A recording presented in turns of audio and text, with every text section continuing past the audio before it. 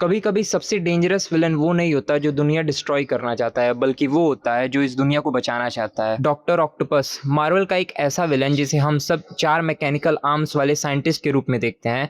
But अगर तुम उसकी आइडियोलॉजी को ध्यान से समझो तो एक अनकंफर्टेबल क्वेश्चन अराइज होता है, what if doctor octopus was right. और मैं यहाँ पर उसके क्राइम्स को जस्टिफाई नहीं कर रहा हूँ, मैं उस आइडिया की बात कर रहा हूँ जिसने उसे विलन बनाया। ऑटो ऑक्टेवियस एक ईविल आदमी नहीं था, वो एक ब्रिलियंट साइंटिस्ट था जो दुनिया की सबसे बड़ी प्रॉब्लम को सॉल्व करना चाहता था, अनलिमिटेड क्लीन एनर्जी।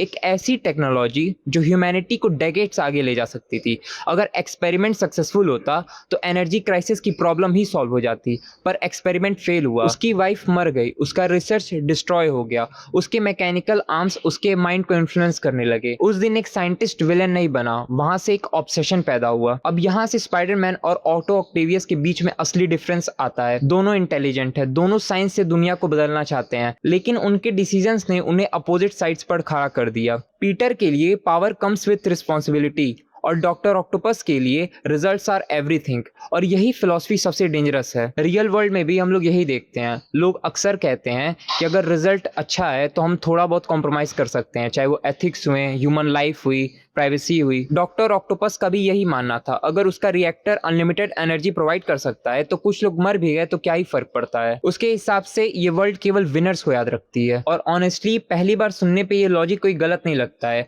अगर एक इन्वेंशन की वजह से बिलियंस ऑफ लाइफ इंप्रूव होंगी तो क्या कुछ सेक्रीफाइसेस हम लोग नहीं ले सकते? ये एक मॉरल डायलेमा है जो हर साइंटिस्ट, गवर्नमेंट और कंपनी हर दिन फेस करती है। और इसी वजह से डॉक्टर ऑक्टेवियस एक बहुत इंटरेस्टिंग विलन है मेरे हिसाब से। डॉक्टर ऑक्टेवियस हम लोगों को एक बहुत अनकंफर्टेबल क्वेश्चन पूछने पर मजबूर करते हैं कि क्या बिलियंस ऑफ लाइफ इंप्रूव करने के लिए हम लोग कुछ थाउजेंड्स की सेक्रीफाइस नहीं दे सकते हैं? लेकिन स्पाइडरमैन का आंसर अलग है। स्पाइडरमैन के हिसाब से अगर तुम ह्यूमैनिटी को बचाने के चक्कर में खुद की ह्यूमैनिटी को खो दोगे तो उस जीत का कोई मतलब नहीं है। इसीलिए स्पाइडरमैन बार बार खुद सफर करता है, चाहे उसकी जॉब चली जाए, उसकी आइडेंटिटी रिवील हो जाए, उसकी गर्लफ्रेंड उसे छोड़ दे, उसके साथ चाहे जो हो जाए, वो कोई शॉर्टकट नहीं लेता है। उसकी पर्सनल लाइफ कंप्लीटली बर्बाद हो जाए बट उसके प्रिंसिपल्स कभी नहीं बदलते। और इसी वजह से डॉक्टर ऑक्टोपस गलत भी था। उसका गोल नोबल था, उसका विजन बहुत इंस्पायरिंग था, बट उसने एक गलती की, उसने ह्यूमंस को स्टैटिस्टिक्स बना दिया।